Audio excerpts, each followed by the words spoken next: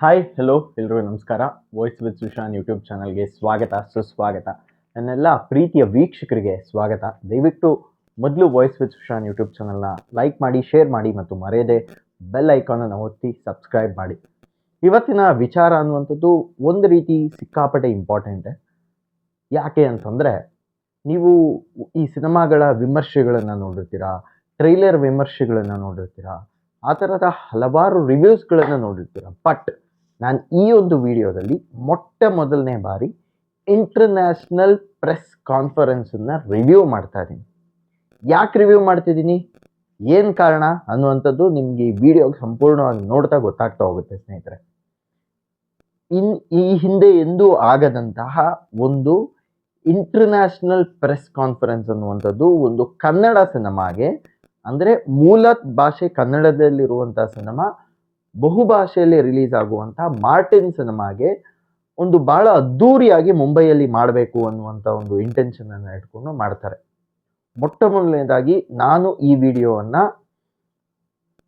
ಒಬ್ಬ ಧ್ರುವ ಸರ್ಜನ ಅಭಿಮಾನಿಯಾಗಿಯೇ ಮಾಡ್ತಾ ಇದ್ದೀನಿ ಅಂತ ನೀವೆಲ್ಲರೂ ಅನ್ಕೋಬೋದು. ಯಾಕಂದರೆ he is one of my favourite and kind hearted person, kind hearted star.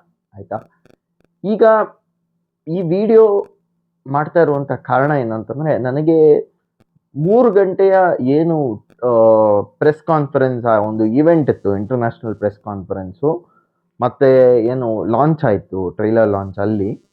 So ಅದರಲ್ಲಿ ಭಾಗವಹಿಸ್ಲಿಕ್ಕಾಗಿಲ್ಲ. ಕಾರಣ ಏನಂತಂದರೆ, ನಾನು ಫಿಲಮ್ ಫೇರ್ ಇವೆಂಟಲ್ಲಿ ಹೈದರಾಬಾದಲ್ಲಿದ್ದೆ, ಸೊ ಹೋಗ್ಲಿಕ್ಕಾಗಿಲ್ಲ. ಬಟ್ 100% ಆಗಿ ನನಗೂ ಹೋಗಬೇಕು ಅಂತ ಆಸೆ ಇತ್ತು. ಬಟ್ ಆ ವಿಡಿಯೋ ಫುಲ್ ನೋಡಾದ್ಮೇಲೆ ಹೋಗದೆ ಇರೋದು ಒಳ್ಳೇದೇ ಆಯಿತು ಅನ್ನೋ ಥರ ನನಗನ್ನಿಸ್ತು. ಕಾರಣ ಹೇಳ್ತೀನಿ ಕೇಳಿ. ನೀವೊಂದು ಇಂಟರ್ನ್ಯಾಷನಲ್ ಲೆವೆಲ್ಲಿನ ಒಂದು ಪ್ರೆಸ್ ಕಾನ್ಫರೆನ್ಸ್ ಮಾಡಬೇಕಾದ್ರೆ,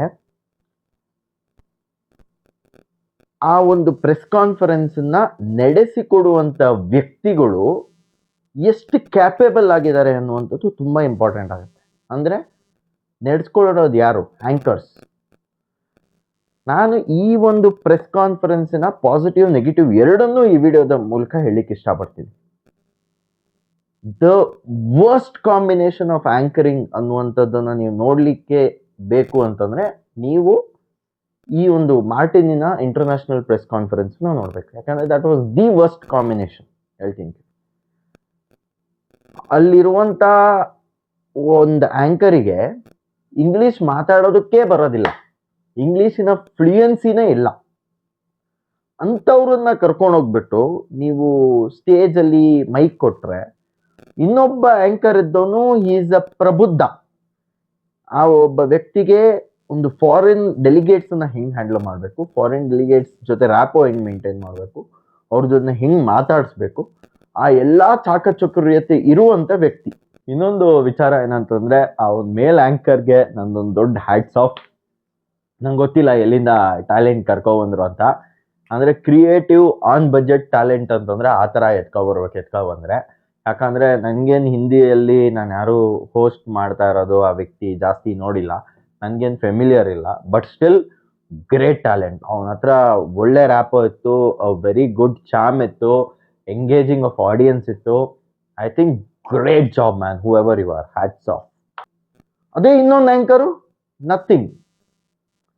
ಬರೀ ಕನ್ನಡ ಒಂದು ಚೆನ್ನಾಗಿದೆ, ಕರ್ನಾಟಕದಲ್ಲಿ ಒಂದಿಷ್ಟು ಪ್ರೆಸ್ ಕಾನ್ಫರೆನ್ಸನ್ನು ಮಾಡ್ತಾರೆ, ಈ ಒಂದು ಟ್ರೈಲರ್ ಲಾಂಚ್ ಇವೆಂಟು ಅದು ಇದು ಕನ್ನಡದಲ್ಲಾಗಿರೋ ಚಿಕ್ಕಪುಟ್ಟು ಮಾಡ್ತಾರೆ ಅನ್ನೋ ಮಾತ್ರಕ್ಕೆ ನೀವು ಮುಂಬೈಯಲ್ಲಿ ಮಾಡ್ತಾ ಇರುವಂಥ ಪ್ರೆಸ್ ಕಾನ್ಫರೆನ್ಸಿಗೂ ಅವ್ರನ್ನೇ ಕರ್ಕೊಂಡು ಹೋದ್ರಿ ಅಂತಂದರೆ ನಿಮ್ಮ ಲೆವೆಲ್ ಎಲ್ಲೋಯ್ತು ಅನ್ನುವಂಥದ್ದು ನೀವು ಯೋಚನೆ ಮಾಡಬೇಕಾಗುತ್ತೆ. ಯಾಕಂದರೆ ಆ ವ್ಯಕ್ತಿ ಒಬ್ಬರು ಯಾರೋ ಅಲ್ಲಿ ಇಂಗ್ಲಿಷ್ ಭಾಷೆಯಲ್ಲಿ, ಅಂದರೆ ಫಾರಿನರು ಒಂದು ಪ್ರಶ್ನೆಯನ್ನು ಕೇಳ್ತಾರೆ. ಐ ಥಿಂಕ್ ಅದು ಕೇಳುವಂಥದ್ದು ಎ ಪಿ ಅರ್ಜುನ್ ಅವ್ರಿಗೆ. ಎ ಪಿ ಅರ್ಜುನ್ ಅವರು ಅದಕ್ಕೆ ಉತ್ತರ ಕೊಡ್ತಾರೆ ಕನ್ನಡದಲ್ಲಿ. ಸೊ ಈ ಪರ್ಸನ್ಗೆ ಅರ್ಥ ಆಗಲ್ಲ. ಆದರೆ ಟ್ರಾನ್ಸ್ಲೇಷನ್ ಕೇಳ್ಬೇಕು, ನೀವು ತಲೆಕೆಟ್ಟು ಹೋಗ್ಬಿಡ್ತೀರ. ಅಂದರೆ ಹೇಳಿರುವ ವಿಚಾರವನ್ನು ಆಂಗ್ಲ ಭಾಷೆಯಲ್ಲಿ ಕರೆಕ್ಟಾಗಿ ಟ್ರಾನ್ಸ್ಲೇಟ್ ಮಾಡೋಕ್ಕೂ ಈ ವ್ಯಕ್ತಿಗೆ ಬರಲ್ಲ ಅಂತಂದ್ಮೇಲೆ ಅಂಥವ್ರನ್ನ ಯಾಕೆ ನೀವು ಕರ್ಕೊಂಡು ಹೋಗ್ತೀರಾ? What are you even trying to convey? ಇದು ನಿಜವಾಗ್ಲೂ ಅವಮಾನ. ಬಿಡಿ, ಕರ್ನಾಟಕದಲ್ಲಂತೂ ಗಂಡು ಮಕ್ಕಳು ಎಷ್ಟೇ ಟ್ಯಾಲೆಂಟೆಡ್ ಆಗಿದ್ರು ಅವ್ರಿಗೆ ನೀವು ಆಂಕರಿಂಗು ಇದು ಆಪರ್ಚುನಿಟೀಸ್ ಕೊಡಲ್ಲ. ಹೋಗ್ಲಿ ಸಾಲಿ, ಹೆಣ್ಮಕ್ಳಿಗೆ ಕೊಡಿ. ಅದ್ರಲ್ಲಾದ್ರೂ ಚೆನ್ನಾಗಿರೋರ್ನ, ನಮ್ಮ ಕರ್ನಾಟಕದ ಹಿರಿಮೆಯನ್ನ ನೆಕ್ಸ್ಟ್ ಲೆವೆಲ್ಗೆ ತಗೊಂಡೋಗೋರ್ನ, ಗುರು ನಾವು ಕನ್ನಡ ಅಷ್ಟೇ ಅಲ್ಲ ಹಿಂದಿನೂ ಮಾತಾಡ್ತೀವಿ, ಇಂಗ್ಲಿಷು ಮಾತಾಡ್ತೀವಿ, ನಾವ್ ಯಾವ್ದಕ್ಕೂ ಕಮ್ಮಿ ಇಲ್ಲ ಅನ್ನೋರನ್ನ ಕರ್ಕೊಂಡೋಗ್ರಿ. ಯಾಕೆ ಆ ಕೆಲಸ ಮಾಡಿಲ್ಲ? ಹಾ, ನಿಜವಾಗ್ಲೂ ನನಗಂತೂ ಸಿಕ್ಕಾಪಟ್ಟೆ ಬೇಸರ ಆಗಿದೆ ಈ ಒಂದು ಇನ್ಸಿಡೆಂಟ್. ನಿಜ ಹೇಳ್ತಾ ಇದೀನಿ ಕೇಳಿ. ಐ ಥಿಂಕ್ ನಾನು ಹೆಸರು ಮೆನ್ಷನ್ ಮಾಡೋದು ಸರಿಯಲ್ಲ, ಬಟ್ ಈ ರೀತಿಯ ಒಂದು ಆಂಕರಿಂಗ್ ಹುದ್ದೆಗೆ ಇದೊಂಥರ ಅವಮಾನ ಕಣ್ರಿ. ಯಾಕಂತಂದ್ರೆ ಒಬ್ಬ ವ್ಯಕ್ತಿಗೆ ಎಲ್ಲಾ ಲ್ಯಾಂಗ್ವೇಜ್ದು ಕ್ಲೂ ಇರಬೇಕು, ಚಾಕಚಕ್ಯತೆ ಇರಬೇಕು. ಜಸ್ಟ್ ಒಂದು ಲ್ಯಾಂಗ್ವೇಜ್ ಗೊತ್ತು, ಬೇರೆ ಲ್ಯಾಂಗ್ವೇಜ್ ಆಕ್ಸೆಂಟೇ ಕರೆಕ್ಟ್ ಆಗಿಲ್ಲ ಕಣ್ರಿ. English, there is an accent what you speak when you speak in English. If you don't know the accent, what's the point? There are foreign delegates who are there in the movie, right? You're representing a country as a whole.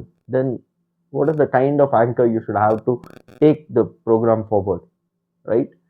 I think ಇದ್ರ ಬಗ್ಗೆ ನಂಗೆ ಗೊತ್ತಿಲ್ಲ ಯಾರು ಇವ್ರನ್ನ refer ಮಾಡಿದ್ರು. Refer ಮಾಡ್ಬಿಟ್ಟು ಯಾರು ಕರ್ಕೊಂಡು ಹೋಗ್ಬಿಟ್ಟ ಲ್ಯಾಂಗ್ವೇಜ್. ನನ್ಗೇನು ಪರ್ಸನಲ್ ಇಲ್ಲ ಗುರು, ಬಟ್ ಒಂದೇ ಹೇಳೋದು, ನಮ್ಮ ಕರ್ನಾಟಕವನ್ನ ನಾವಲ್ಲಿ ರೆಪ್ರೆಸೆಂಟ್ ಮಾಡ್ಬೇಕಾದ್ರೆ ನಾವು ಬರೀ ಕನ್ನಡಿಗರು, ಕನ್ನಡ ಮಾತ್ರ ಮಾತಾಡ್ತೀವಿ, ನಮ್ ಬೇರೆ ಭಾಷೆನೇ ಬರಲ್ಲ ಅಂತ ತೋರ್ಸ್ಕೊಳ್ಳೋದಲ್ಲ. ಎಲ್ಲವೂ ನಮಗ್ ಬರುತ್ತೆ. ಅದು ಯಾಕೆ ಮಲ್ಟಿ ಟ್ಯಾಲೆಂಟೆಡ್ ಆಂಕರ್ಸ್ ಇಲ್ವಾ? ಗುರು, ನನಗೆ ಬರುತ್ತೆ, ಕನ್ನಡ ಬರುತ್ತೆ, ಇಂಗ್ಲಿಷ್ ಬರುತ್ತೆ, ಹಿಂದಿ ಬರುತ್ತೆ, 3 ಲ್ಯಾಂಗ್ವೇಜ್ ಫ್ಲೂಯೆಂಟ್ ಆಗಿ ಮಾತಾಡ್ತೀನಿ. ಎಂತ ದೊಡ್ಡ ಸ್ಟೇಜ್ ಕೊಡಿ, ಬಂದು ಮಾತಾಡ್ತೀನಿ. That is my capacity. ಅಥವಾ ನಿಮ್ಮ ಹತ್ರ ದುಡ್ಡು ಇರ್ಲಿಲ್ವಾ? ಹೋಗ್ಲಿ, ಒಂದ್ ರೇಂಜ್ಗಾದ್ರೂ ಬೆಟರ್ ಕನ್ನಡ ಅಂದ್ರೆ ಇಂಗ್ಲಿಷು ಹಿಂದಿ ಮಾತಾಡೋದಕ್ಕೆ. ಹಿಂದಿ ನಂಗೆ ಗೊತ್ತಿಲ್ಲ, ಇಂಗ್ಲಿಷ್ ಒಂದು ರೇಂಜಿಗೆ ಮಾತಾಡೋಕೆ ಅನುಶ್ರೀನೇ ಇದ್ವಿ. ಯಾಕೆ ಕರ್ಕೊಂಡೋಗಿಲ್ಲ? Budget problem? ಸಾಧ್ಯನೇ ಇಲ್ಲ. ಯಾಕಂತಂದ್ರೆ ಮಾರ್ಟಿನ್ ಎಂತ ದೊಡ್ಡ ಪ್ರಾಜೆಕ್ಟ್, ಕೋಟಿಗಟ್ಲೆ ಪ್ರಾಜೆಕ್ಟ್ ಗುರುಗಳೇ.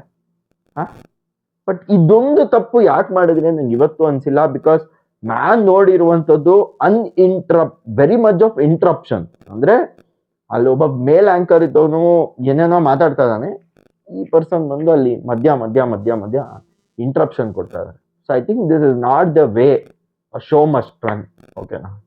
ಅಂಡ್ ಇನ್ನೊಂದೆರಡು ಸಲ್ಯೂಟ್ಸ್ ಹಾಕ್ಬೇಕು. ಪ್ಲಸ್ ಜೊತೆಗೆ ಒಂದೆರಡು ಜನರಲ್ ಸಜೆಷನ್ ಏನ್ ಕೊಡ್ಬೇಕು ಅಂದ್ರೆ, ಅಲ್ಲಿ ಮೂವಿ ಪ್ಲೇ ಅಂದ್ರೆ ಈ ಜರ್ನಲಿಸ್ಟ್ಗಳು ಮಾತಾಡ್ತಾ ಮಾತಾಡ್ತಾ ದ ಟೈಮ್ ಇಸ್ ಓವರ್, ಇದು ನೆಕ್ಸ್ಟ್ ಭಾಷೆಯವ್ರಿಗೆ ಅಂತ ಹೇಳ್ಬೇಕಾದ್ರೆ ಒಂದು ನಿಗಾ ಇಟ್ಕೋಬೇಕು. ಎಲ್ಲಾ ಫಾರಿನರ್ಸು ಮಾತಾಡಾಯ್ತಾ, ಎಲ್ಲಾ ಫಾರಿನ್ ಜರ್ನಲಿಸ್ಟ್ ಮಾತಾಡಾಯ್ತಾ, ಎಲ್ಲಾ ಕನ್ನಡ ಜರ್ನಲಿಸ್ಟ್ ಮಾತಾಡಾಯ್ತಾ ಅನ್ನೋದನ್ನ ಇಟ್ಕೊಂಡು ನೀವು ಮಾಡಿದಾಗ ಅದು ನಿಗದಿತವಾಗಿ ಹೋಗುತ್ತೆ.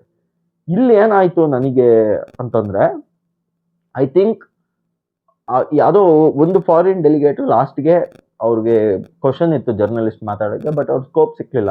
ನಾವು ಕನ್ನಡ ಟೈಮ್ ಅಂತಂದ್ರು ಸೀದಾ ಮಾಂತೇಶ್ ಜಗಿನವ್ರ ಹತ್ರ ಮೈಕ್ ಹೋಯ್ತು, ಅಣ್ಣ ಶುರು ಮಾಡ್ಕೊಬಿಟ್ರು.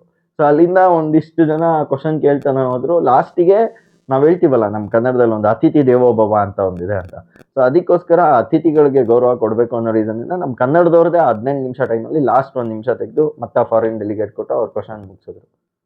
ಬಟ್ ಇಲ್ಲೂ ಒಂದು ತಪ್ಪಾಗೈತೆ. ಅದಾದ ಕೂಡಲೇ ಬೇರೆ ಭಾಷೆಯವ್ರ ಟೈಮ್ ಬಂತು, ಎಲ್ಲಾ ಭಾಷೆಯವ್ರ ಟೈಮ್ ಆದ್ಮೇಲೆ ಇನ್ಯಾವುದೋ ಒಂದು ಸ್ಪೆಷಲ್ ಕ್ವಶನ್ ಬಂದ್ಬಿಟ್ಟೈತೆ.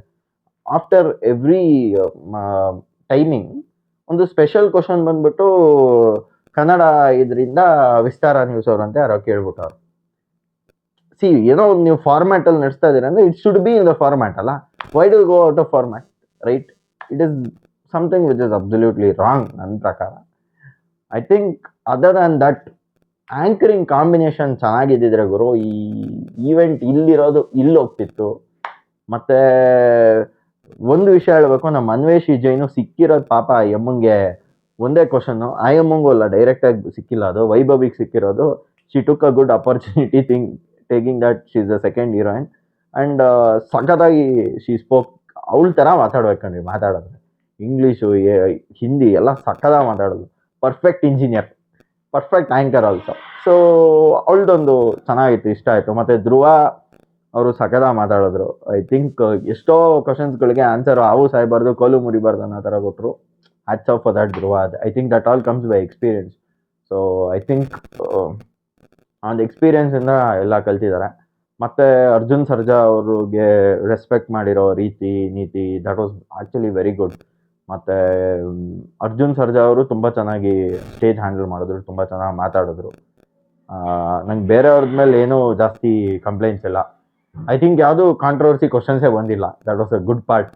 ರೀಸೆಂಟಾಗಿ ಜಗಳ ಬೇರೆ ಆಗೋಗಿತ್ತು ಇವ್ರದ್ದು AP ಅರ್ಜುನ್ ಅವ್ರದ್ದೆಲ್ಲ. But that nothing came that was a good part. But ಆ ಜಗಳಕ್ಕೆ ಒಂದಿಷ್ಟು ಜನ ಸಹಾನುಭೂತಿ ಆದಂಥ ಯೂಟ್ಯೂಬ್ ಚಾನಲ್ಸ್ಗಳನ್ನು ನೀವು ಮುಂಬೈಗೆ ಫ್ಲೈಟ್ ಹಾಕೊಂಡು ಕರ್ಕೊಂಡು ಹೋಗಿದ್ದೀರಲ್ಲ, ಅದ್ರ ಬಗ್ಗೆ ನನ್ನ ಆಕ್ಷೇಪ ಇದೆ.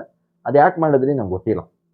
ಅದನ್ನು ನೀವೇ ಯೋಚನೆ ಮಾಡ್ಬೇಕು. ಯಾವ ಚಾನಲ್ಸ್ಗಳು ಗೊತ್ತು, ಸಿನಿ ಬಸ್ಸು ಅದು ಇದು ಅಂತ ಹೇಳ್ತಿದ್ರಿ, ಅವ್ರನ್ನೆಲ್ಲ ಏನಕ್ಕೆ ಕರ್ಕೊಂಡು ಹೋದ್ರಿ? ಅವ್ರು ನಿಮ್ಮ ಮೇಲೆ ನೆಗೆಟಿವ್ ನ್ಯೂಸ್ ಮಾಡ್ತಾವ್ರೆ. ವೈ ಇದನ್ನೆಲ್ಲ ನೀವು ಕ್ವಶನ್ ಮಾಡಬೇಕು. ಬಟ್ ಓವರ್ ಆಲ್ ಆಗಿ I think the first international press conference ಈ ಲೆವೆಲ್ಗೆ ಇರಬೇಕಿತ್ತು. ಬಟ್ ಒಂದು ಈ ಲೆವೆಲ್ಗಿದೆ. ಐ ಥಿಂಕ್ ಪ್ರೊಡ್ಯೂಸರ್ ಎಲ್ಲ ಚೆನ್ನಾಗಿ ಹ್ಯಾಂಡಲ್ ಮಾಡಿದ್ದಾರೆ ಕೆಲವು ಕ್ವಶನ್ಸ್ಗಳನ್ನು. ನೀವು ಯಾಕೆ ಅವ್ರು ಕೇಳ್ತಿದ್ದೀರಾ, ನನಗೆ ಕೇಳಿ ನಾನೇ ಆನ್ಸರ್ ಕೊಡ್ತೀನಿ ಅಂತ. That was a good move. ಜಾಸ್ತಿ ಕ್ವಶನ್ಸು ಬೇರೆ ಪ್ರೊಡ್ಯೂಸರ್ಗೆ ಸ್ವಲ್ಪ ಕಡಿಮೆ ಬಂದಿದ್ದು, ಹೀರೋಯಿನ್ಸ್ ಕಡಿಮೆ ಬಂದಿದ್ದು, ಎಲ್ಲ ಧ್ರುವ ಅವ್ರಿಗೆ ಆಲ್ಮೋಸ್ಟ್ ಕ್ವಶನ್ಸ್ ಬಂದಿದ್ದು. ಸೊ ಇದಾಗಿತ್ತು ನನ್ನ ಇಂಟರ್ನ್ಯಾಷನಲ್ ಪ್ರೆಸ್ ಕಾನ್ಫರೆನ್ಸ್ನ ರಿವ್ಯೂ. ವಿಡಿಯೋ ಇಷ್ಟ ಆಗಿದ್ರೆ ಲೈಕ್ ಮಾಡಿ, ಶೇರ್ ಮಾಡಿ, ಸಬ್ಸ್ಕ್ರೈಬ್ ಮಾಡಿ. ನಮಸ್ಕಾರ.